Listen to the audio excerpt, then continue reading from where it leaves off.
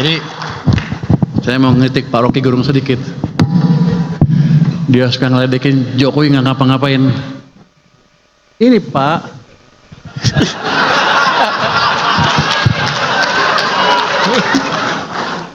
kalau di sana kan dia berkuasa, di sini saya berkuasa. Rekord ya. Terbukti dalam sebulan kemudian dia rubah lagi pertumbuhan global tadi diturunkan ke 2,8%. Berapa bulan kemudian dinaikin lagi ke 3%. Wah, kok begitu? Kita diturunkan ke 4,7. Berapa bulan kemudian lagi dinaikin ke 4,8. Saya yakin bulan depan naikin lagi menuju 5 lagi. Artinya apa? Memang ketika keadaan lagi goncang gitu, nggak ada yang bisa memprediksi dengan akurat. Ya orang kita aja yang agak-agak silau sama orang asing, begitu orang asing turunkan, kita ikut, kita akan suram. Saya bilang jangan takut, domestic demand kita kuat, kita jaga aja, selesai. Tapi yang ini menunjukkan bahwa ya kita jangan terlalu takut sama prediksi-prediksi asing, mereka nggak sepintar kita juga, nggak boleh ngomong gitu juga katanya. Nggak boleh ngomong mereka nggak sepintar kita. Itu panitia menuduh saya, kamu bilang IMF bodoh ya? Enggak, saya bilang mereka nggak sepintar saya.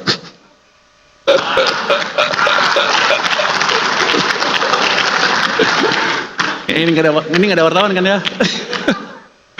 Next. Nah, untuk melihat gimana sih caranya menciptakan pertumbuhan ekonomi, saya sengaja keluarkan gambar ini untuk balik ke teori ekonomi. Ini berdasarkan paper by Milton Friedman yang mempelajari The Great Depression, juga Bayern Bernanke yang mempelajari itu, beberapa paper dan sebagainya. Kira-kira bunyinya gini. Mereka belajar krisis 1930. Mereka teka-teki pada waktu itu. Kenapa bunga udah nol, ekonomi Amerika masih hancur juga? Harusnya kan jalan. Terus mereka pelajarin. Walaupun bunganya nol, tapi uangnya tumbuhnya negatif. Yang ini M0 atau mereka bilang base money ya. Uangnya tumbuhnya negatif. Ini yang artinya di sistem uangnya kering. Makanya ekonomi hancur. Itu yang menjadi landasan dia mengumumkakan teori, katanya kalau Anda lihat kebijakan moneter, jangan dari suku bunga aja. Anda lihat, bahkan dia bilang jangan dari suku bunga, Anda lihat dari laju pertumbuhan uang beredar. Kalau pertumbuhannya kencang, berarti kebijakannya longgar. Kalau pertumbuhannya negatif atau nol, kebijakannya ketat di situ. Itu teori dasar moneter. Tapi banyak orang lupa. Termasuk IMF juga kayaknya. Next. Oh, itu nggak boleh ya? Tapi saya yakin IMF juga lupa. Next. Saya diketawain katanya. Ada yang di sosmed bilang dia taruh rumus MP sama dengan apa gitu. Oh, inilah rumus teori Friedman yang benar. Iya, itu buku S1. Saya baca paper S3. Jadi saya lebih tinggi jadinya.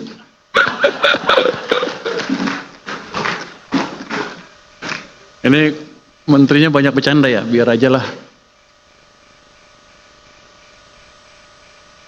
Gimana? Di perekonomian Indonesia. Ini nggak ada pointer ya. Sama.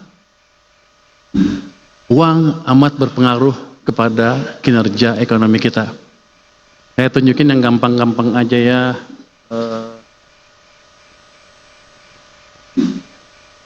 Yang hitam adalah laju pertumbuhan M0-nya, yang merah adalah kredit.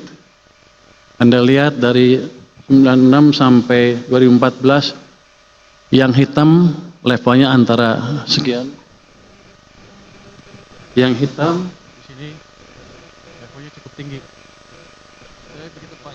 Tahun 2014 dia jatuh ke sini. Kredit juga pertumbuhannya melambat dari double digit menjadi 7% single digit.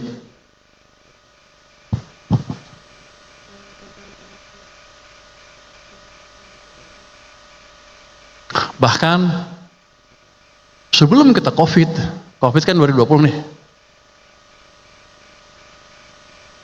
2018 uang kita M0-nya tumbuhnya rata-ratanya hampir nol. Ekonomi kita susah. Jadi sebelum krisis, memang kita mode pertumbuhannya kalau saya bilang waktu itu we are in a self-destruct mode, merusak diri sendiri. Gimana waktu saya di mana? Saya di maritim waktu itu, saya nggak monitor ini. Di maritim saya asik mancing aja ngeliatin ini.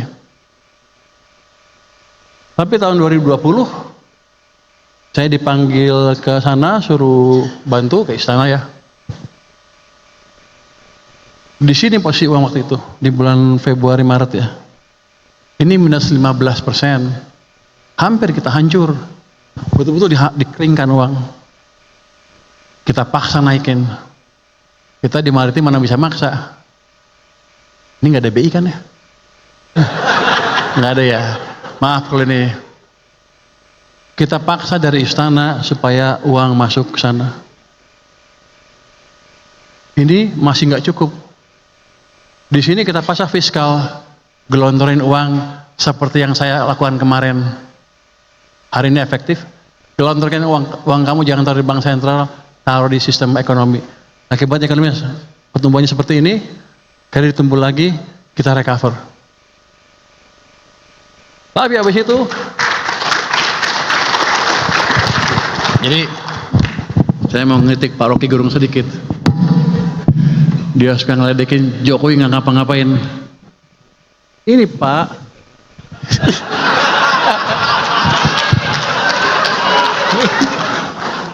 kalau di sana kan dia berkuasa, di sini saya berkuasa. Jadi ini dipaksa intervensi langsung oleh presiden sampai ke sana. Jadi Presiden Jokowi itu berjasa buat kita, walaupun di sampingnya ada saya sih. Tapi setelah itu, nggak lama setelah itu diturunkan lagi seperti ini. Seret.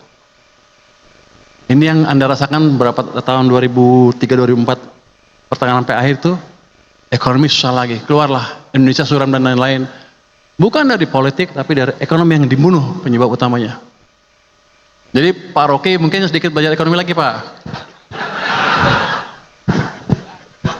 Gue seneng bisa ngedek dia di sini. Soalnya Pak Rocky setiap itu saya lihat tuh pidato Anda di itu menarik sekali jadi saya ikutin ahli filsafat. Mumpung bisa kritik, saya kritik di sini. Kemarin sampai April sudah membaik, makanya saya bilang ekonomi bagus, nggak usah takut. Tapi habis itu dibunuh ke sini sampai ke sini. Jadi sedang dibunuh lagi ekonominya. Ketika ekonomi memburuk, banyak pemecatan pegawai kan pasti, rakyat hidupnya makin susah dan kita nggak peduli. Waktu itu ya, nggak terlalu peduli, turunlah ke jalan masyarakat kita.